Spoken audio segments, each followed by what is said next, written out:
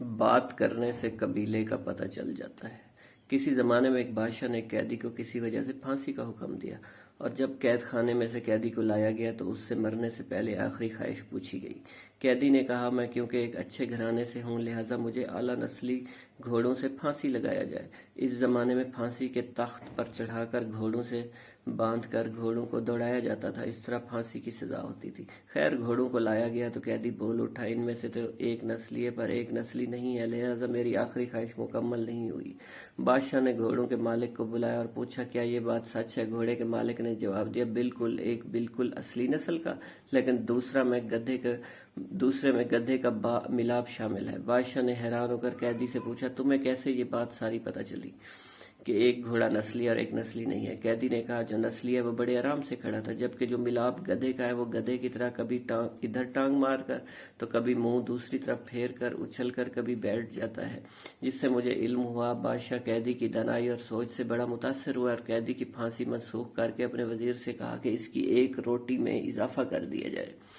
کچھ دن بعد بادشاہ کے دربار میں ایک سونار 2 ہیرے لے کر حاضر ہوا۔ بادشاہ کو کہا، اگر آپ کی رعایا میں سے کوئی یہ بتا دے کہ ان میں سے کون سا اصلی ہے کون سا نقلی، میں اصلی اور نقلی میں فرق بتا دے تو میں آپ کو دونوں ہیرے انعام میں دے دوں گا۔ بہت سے لوگوں سے پوچھا، کوئی مکمل جانچ نہ کر سکا۔ بادشاہ کے دماغ میں قیدی کا خیال آیا۔ بادشاہ نے اس کو دربار میں حاضر ہونے کا حکم دیا۔ سپاہی قید خانے میں سے قیدی کو لے کر حاضر ہوئے اور قیدی کو ہیرے جانچ پڑتال کے لیے دیے گئے۔ قیدی نے کچھ ہی لمحوں میں بتا دیا، اصلی ہیرا اور دوسرا نقلی ہے۔ بادشاہ نے پوچھا، تمہیں کیسے پتا چلا؟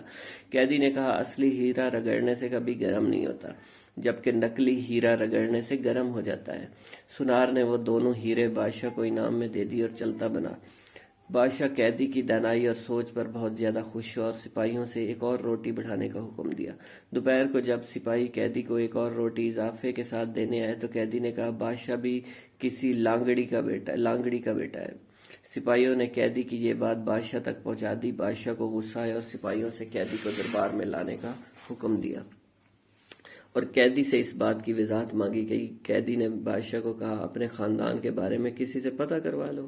بادشاہ کی سلطنت میں سب سے ادھیڑ عمر شخص کو ڈھونڈا گیا اور اس سے بادشاہ کے آباء و اجداد کے بارے میں پوچھا گیا۔ ادھیڑ عمر شخص نے بتایا، یہاں اس بادشاہ سے پہلے اس کا باپ بادشاہ تھا، لیکن وہ بادشاہ بننے سے پہلے لانگڑی تھا، کیونکہ اس بادشاہ سے پہلے ایک بادشاہ تھا، اس کا اپنا کوئی بیٹا نہ تھا۔ اس بادشاہ نے اعلان کیا، کوئی ایسا شخص جو میری رعایا کو بھوکا نہ مرنے دے تو آپ کا باپ لانگڑی تھا۔ اس دربار کا اس نے حامی بھری کہ میں رعایا کو بھوک سے نہیں مرنے دوں گا۔ اس طرح بادشاہ سلامت آپ کے باپ کو سلطنت دی گئی تھی۔ بادشاہ نے قیدی سے پوچھا، تمہیں کیسے پتا چلا کہ میں لانگڑی کا بیٹا ہوں؟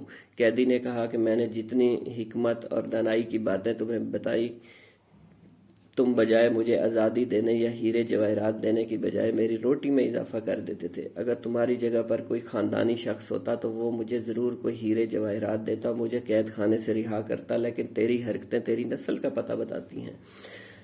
صدباب: انسان اپنی شہرت پیسے شکل سے نہیں بلکہ اپنی حرکتوں سے اپنی نسل کا پتہ بتاتی ہے۔ ویورز، آپ کو یہ سٹوری اچھی لگی ہو تو میرے چینل کو سبسکرائب کرنا مت بھولیے گا۔